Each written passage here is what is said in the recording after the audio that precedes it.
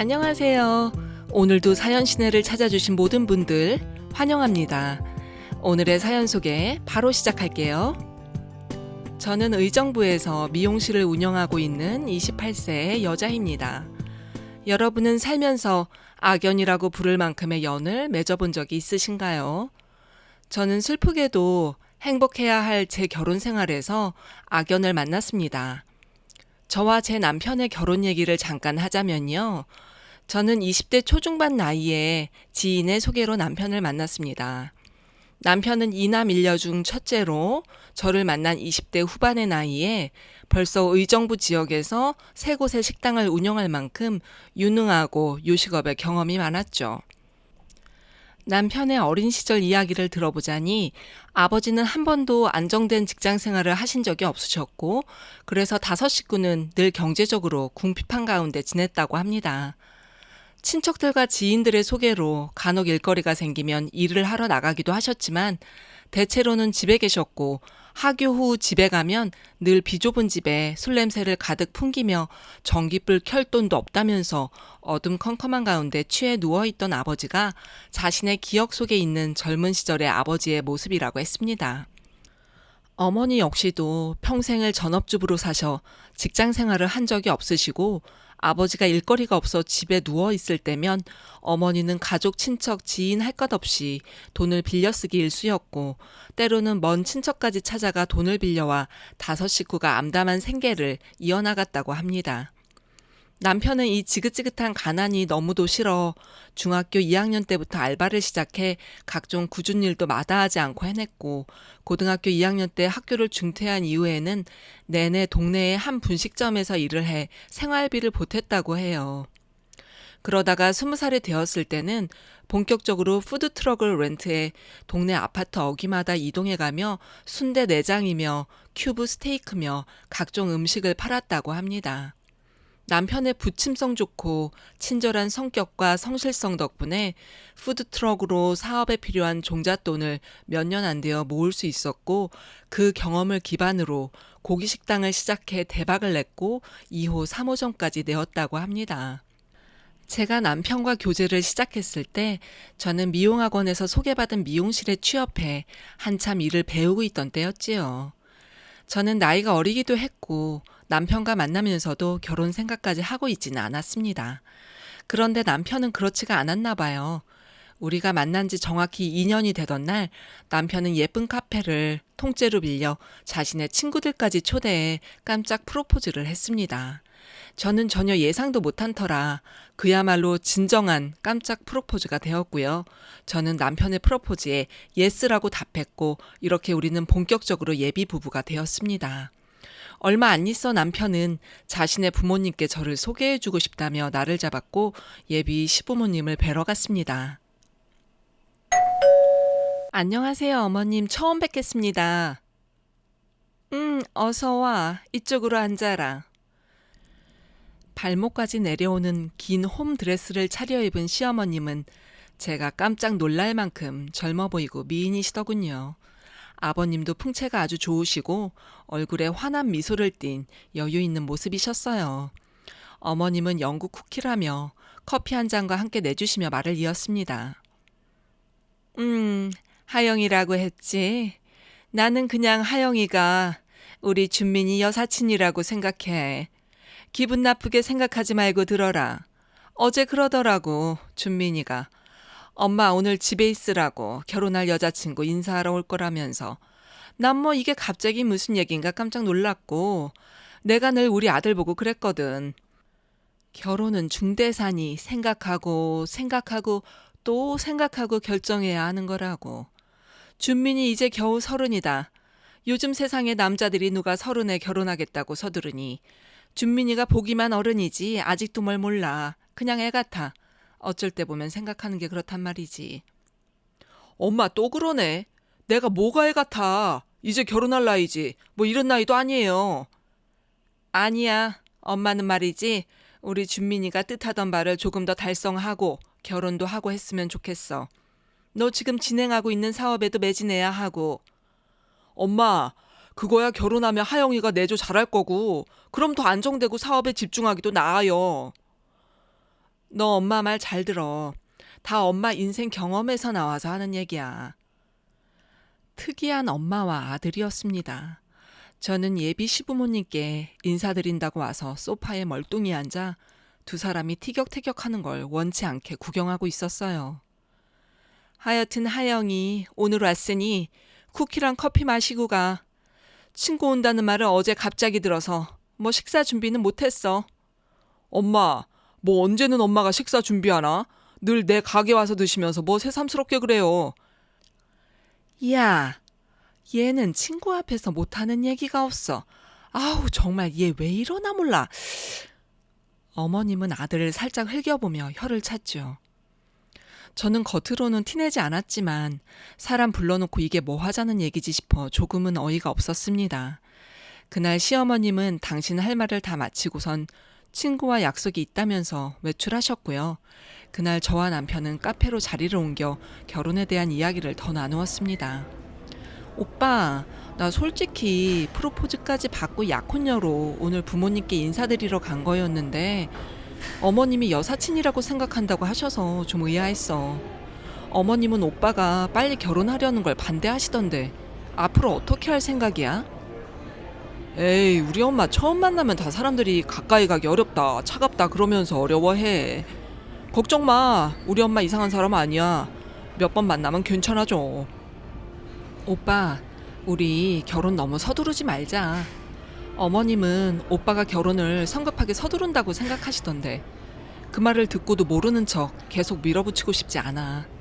시댁에서 인정해주지도 않는 며느리 되고 싶지 않다고. 저는 남편의 생각과는 달리 예비 시어머니가 저를 대하는 태도가 신경 쓰였고 우리 결혼을 다시 한번 생각해 보아야 하지 않을까 생각했죠. 저는 원래 스튜디오 촬영이며 결혼식장이며 빠른 시일 내로 남편과 함께 다니며 알아보자 계획했었지만 시부모님께 처음 인사드리러 갔던 그날 이후로 이 모든 일정을 차일피일 연기했고 남편은 실망한 기색이 역력했습니다. 그럼에도 불구하고 남편은 저와 정말 결혼을 하려고 마음을 단단히 먹었던지 제게 지극정성을 다했고요. 그렇게 우리 둘은 사랑하지만 부모님께는 결혼 허락을 받지 못한 기간이 몇 달 정도 지났을 때였습니다.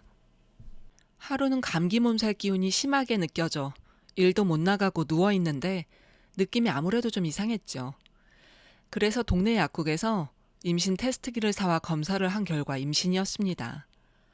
전혀 예상하고 있지 않았던 터라 너무 놀랐고 무엇보다도 아들의 결혼을 결사 반대하던 시어머니의 얼굴이 떠올라 마음을 불편하게 했습니다.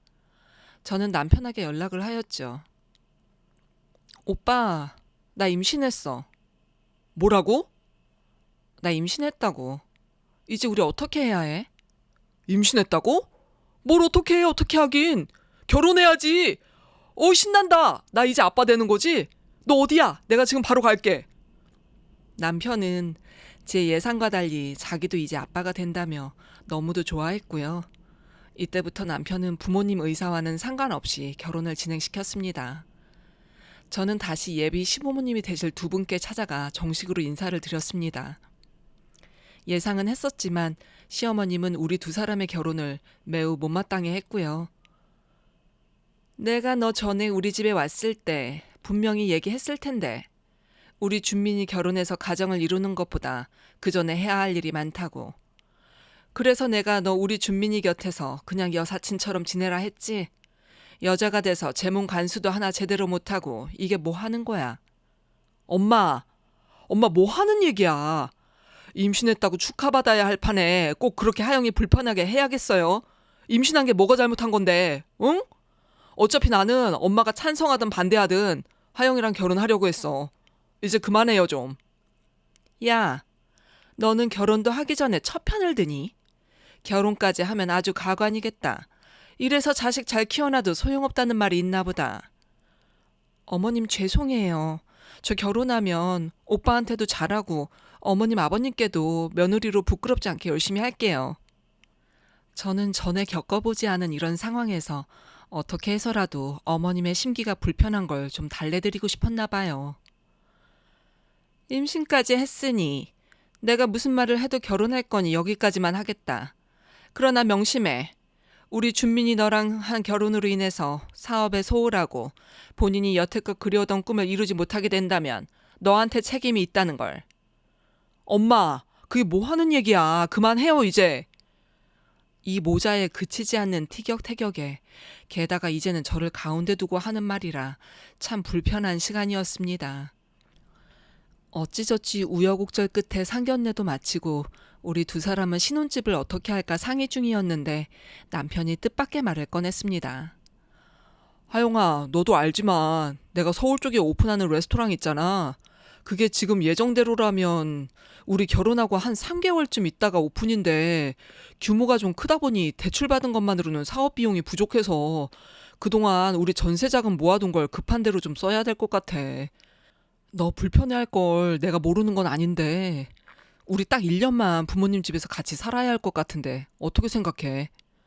새로 시작하는 서울 쪽 사업이 좀 되는 게 보이기 시작하면 그때 집을 구해서 나가자고. 그게 지금 내 생각으로는 대략 1년 정도 생각하는 거고. 저는 그 말을 듣자마자 머리가 지끈지끈 아프기 시작해 오는 것을 느꼈습니다. 지금 현재 가족들이 살고 있는 의정부 60평대 아파트 역시 남편 돈으로 구입해 가족 모두가 살고 있지만 우리가 결혼한다고 해서 살고 있는 가족들을 나가라고 할 수도 없지 않냐며 새로 시작한 사업이 자리 잡을 때까지 1년 정도만 같이 살다 이사를 나가자는 말이었죠. 그 당시 저의 월급 역시도 뻔해서 월세를 나가 살려고 해도 답이 나오질 않기에 어쩔 수 없이 그렇게 1년만 버티기로 하고 결혼 후에 저는 시댁 식구들과 함께 살기 시작했습니다. 신혼 초반부터 저는 시어머니께 눈엣 가시 같은 존재였습니다. 저는 남편으로부터 익히 들어 시어머님이 요리를 거의 하지 않는 분이고 주로 남편이 운영하는 식당 중 가장 시댁과 가까운 식당에 직접 오셔서 식사를 드시거나 바깥에 나가기 번거로운 날에는 배달 음식으로 주로 식사를 해결한다고 알고 있었습니다.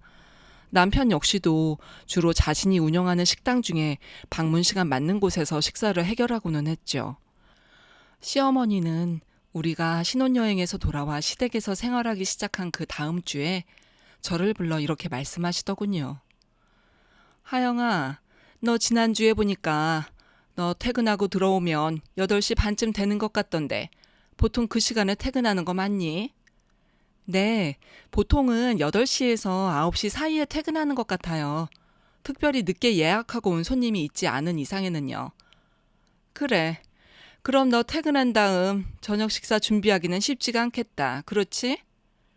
네, 아무래도 시간이 좀 늦어서요. 그래, 그럼 이렇게 하자꾸나. 아침에 너 8시 반 정도에 출근하기 전에 차라리 그날 저녁을 좀 미리 준비해두고 나가라. 아버님하고 나는 보통 6시 정도에 저녁을 먹어. 좀 일찍 먹는 편이라. 늦게 먹으면 다 살로 가고 소화에도 안 좋더구나.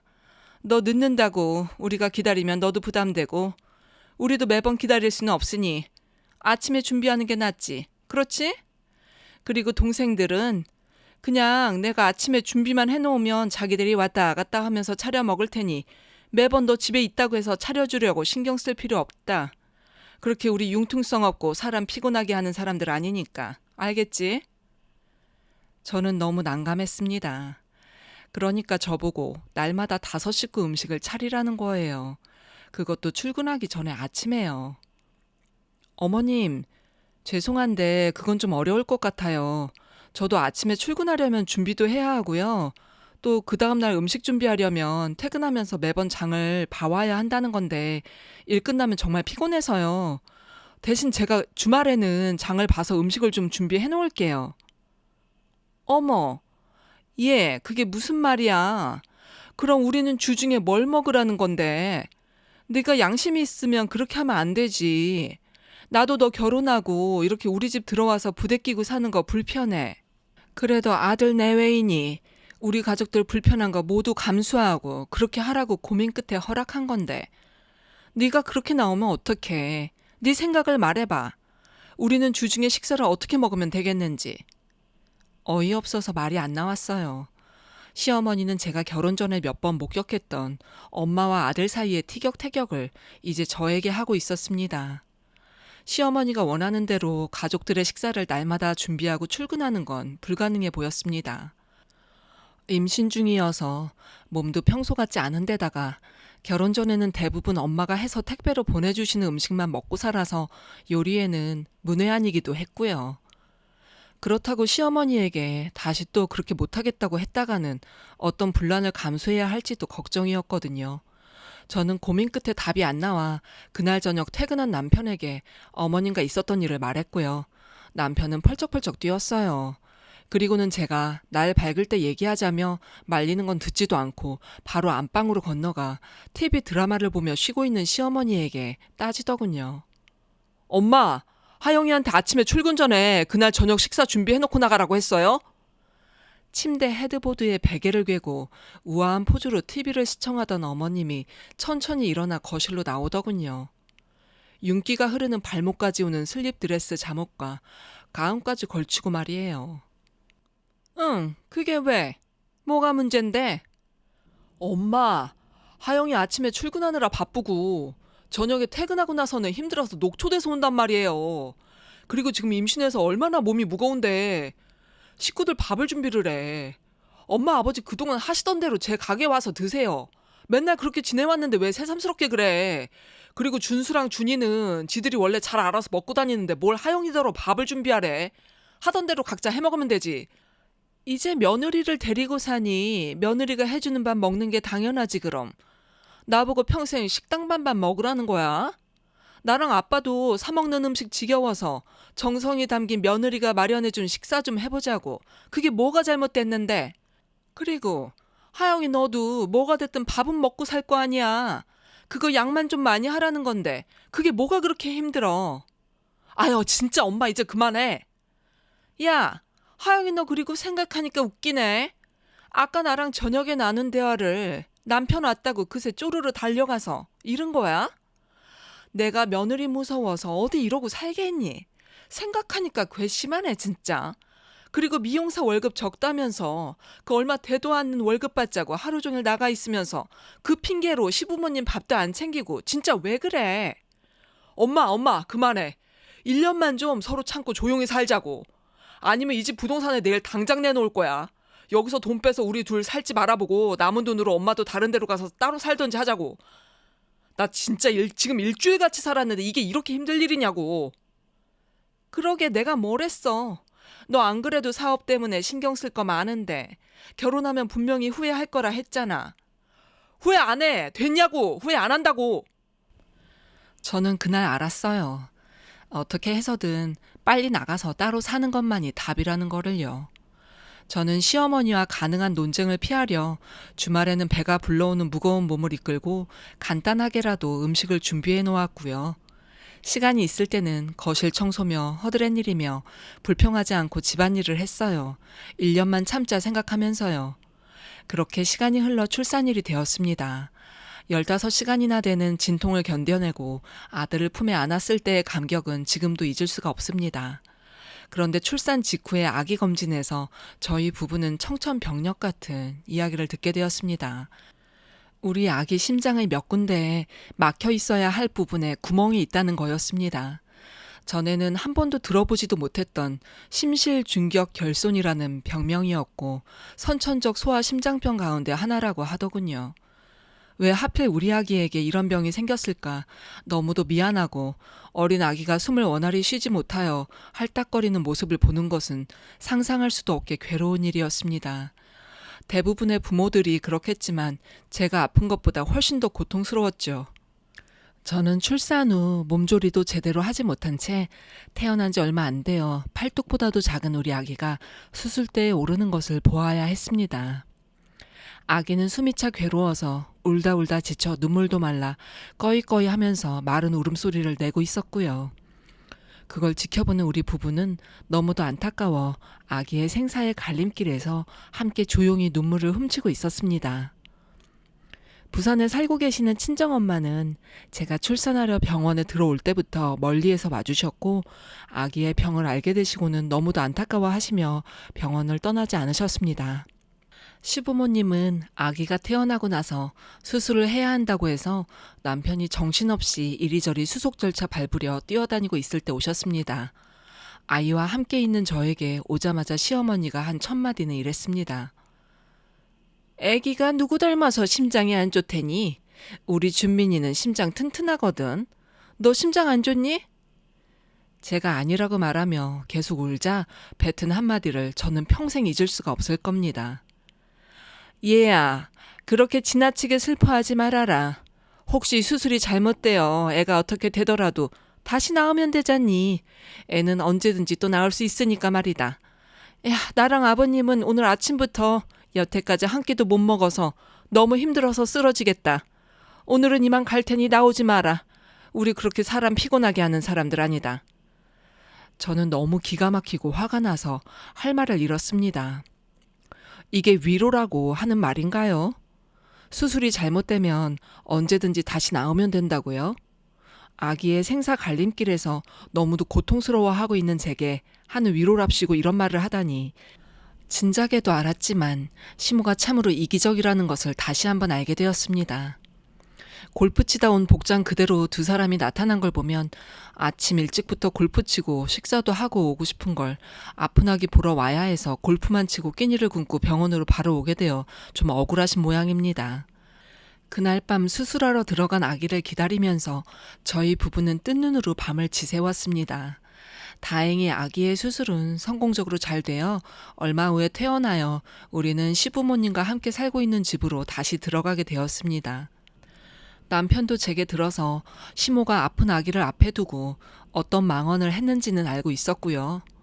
서울에 오픈한 레스토랑은 다행히 계획대로 매상이 나오고 있어 우리는 몇 개월 안에 이사 나올 계획을 차근차근 하기 시작했죠. 시모는 자신의 손주를 마치 지나가는 아기 보듯 가끔씩 아우 이뻐라 하기도 하였지만 대체적으로는 별 관심이 없었고요. 아기보다는 골프 치고 각종 모임에 옷 차려입고 참석하고 쇼핑하는 데 훨씬 더 열심이었습니다. 아기 낳고 육아 때문에 일을 쉬고 있는 저를 보고는 애까지 생겨 돈은 전보다 더 들어갈 텐데 며느리가 그나마 벌어오던 돈줄도 끊겼다면서 그러니 내 아들이 혼자 얼마나 힘들겠냐는 말도 했죠. 하루는 부산에 살고 계시는 저희 친정엄마가 반나절 걸려 의정부까지 오셔서 저 몸조리 잘 하라면서 전복과 성게알을 듬뿍 넣은 미역국과 몇 가지 반찬을 해놓고 가셨어요. 그것도 사돈들 마주치면 불편하다면서 후다닥 음식만 해놓으시고 아기 몇 번 안아보지도 못하고 시부모님 외출해서 돌아오기 전에 가셨습니다. 엄마는 제가 어려서부터 기력이 떨어지면 늘 전복 성게 미역국을 끓여주시고는 했는데 제가 엄마 음식 중 가장 좋아하는 음식이기도 합니다. 그래서 점심에 조금 먹고 며칠에 나누어 먹으려 오후에 음식이 좀 식었길래 미역국이며 반찬을 락앤락 그릇에 담아 냉장고에 넣어두었죠.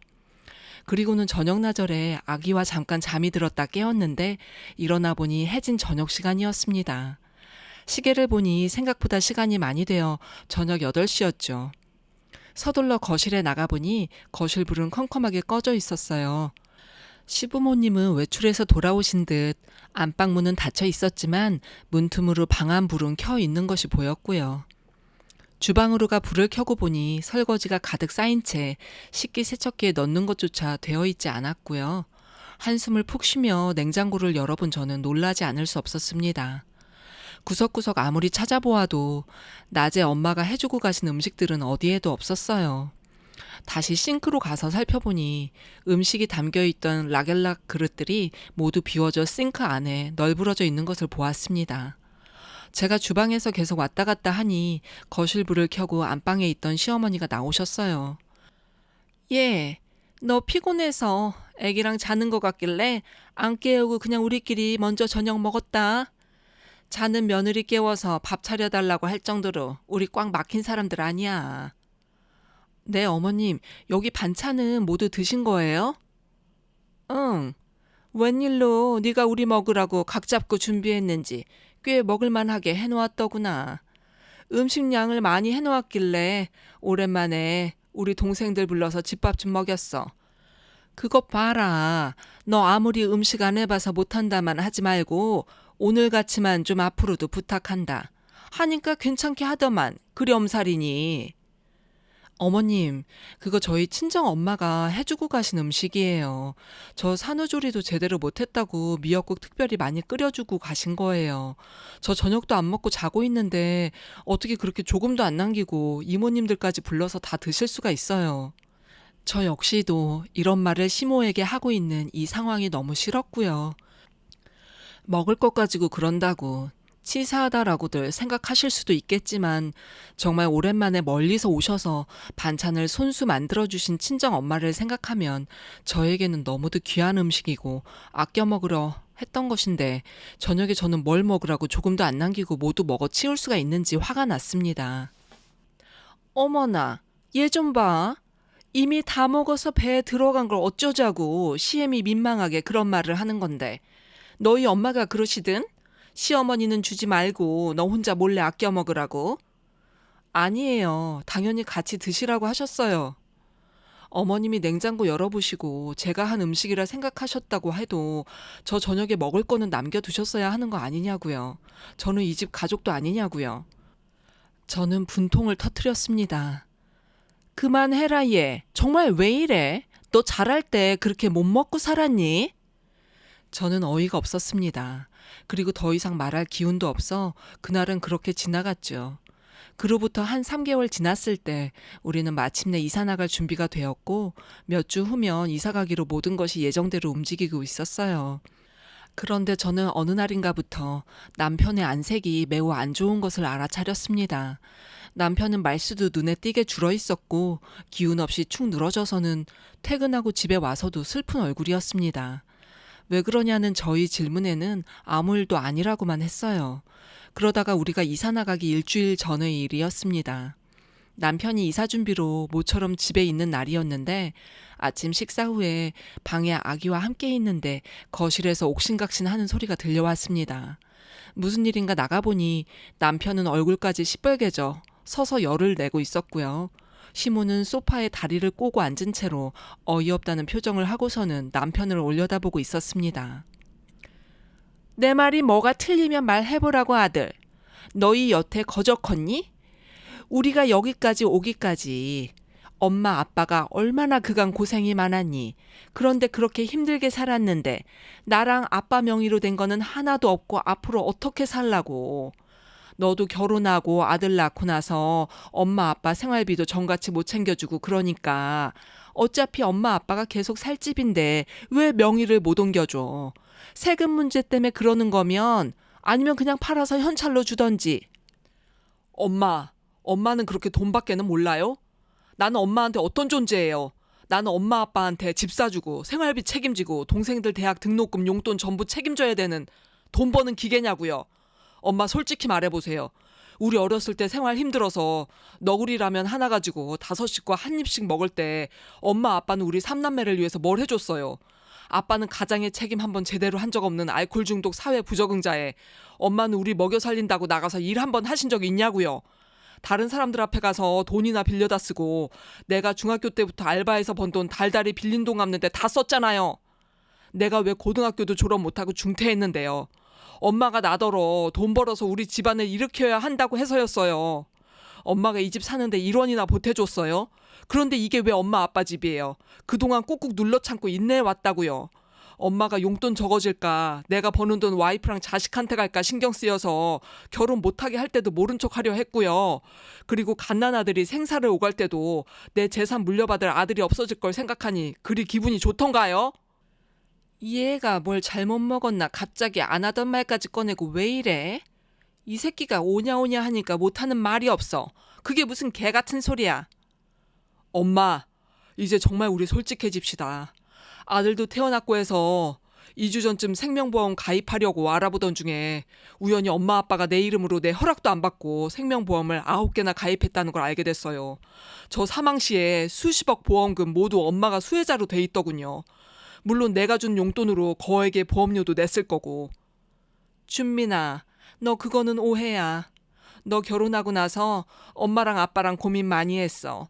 사람 일은 모르는 거고 너도 새로 생긴 가족 신경 쓰느라 우리는 좀 소원하게 대하기도 했고 그리고 엄마 친구 영희 아줌마가 보험 실적 때문에 신경 쓰길래 도와줄 겸 한 거야. 내 아들이 일군 재산인데 모두 엉뚱한 며느리랑 손주한테 가게 생겨서 우리도 나름대로 대안을 생각한 거라고. 나쁜 의도는 없었어. 너 죽으라고 바란 것도 아니다. 다 됐고요. 엄마라는 사람 지긋지긋해요. 아무 말 안 하고 계셨으면 제가 평생을 돈 걱정 안 하고 살게 해드렸을 거예요. 그런데 이제는 나도 많이 지쳤다고요. 남도 이렇게는 안 해요. 나는 엄마 친아들이 맞기는 맞는 거예요? 남편은 배신감과 충격으로 어린 아이처럼 주먹으로 눈물을 훔치며 엉엉 울더군요. 이 일이 있고 나서 우리는 정확히 일주일 후에 이사를 해 나왔고요. 남편은 머지않아 가족들이 살고 있는 아파트를 팔았습니다. 그리고 그 후로는 시부모님께는 조그마한 아파트 월세 내실 거주비와 최소한의 생활비만을 드리고 있습니다. 시모는 10몇 평대 아파트 살기 창피하다며 골프 칠 돈, 독일차 리스 낼 돈 부족하다며 불만을 표시했지만 남편은 들은 척도 하지 않으며 10몇 평대 아파트가 전에 살던 곰팡이 난 지하방보다는 낫지 않냐며 골프는 끊으시고 공기 좋은 산에 등산 다니시라 했고 차는 국산차로 바꾸라고 하더군요. 저는 아들이 감사하게도 건강하게 잘 커주어 어린이집에도 가게 되어 다시 미용 일을 시작하였고 내년에는 작지만 저만의 미용실을 열 계획으로 가게 자리도 알아보고 다니고 있어요. 제 긴 사연 들어주셔서 감사합니다. 여러분 모두 좋은 인연은 계속해서 두텁게 만드시고 내 인생을 힘들게 하는 악연은 끊어내는 한 해 되시길 바랍니다. 오늘도 사연 시내를 시청해주신 모든 분들 감사합니다. 이제 아주 추운 겨울은 조금씩 물러가는 듯하네요. 유리창 사이로 비추는 정오의 햇살이 따스한 걸 보니까요. 오늘도 재미있게 시청하셨다면 구독, 좋아요 버튼 꼭 눌러주시기를 부탁드립니다. 오늘 하루 모두 행복하시고 저는 또 새로운 사연으로 찾아뵙겠습니다. 감사합니다. 오늘 당신의 하루의 감동과 재미를 선사합니다. 사연시네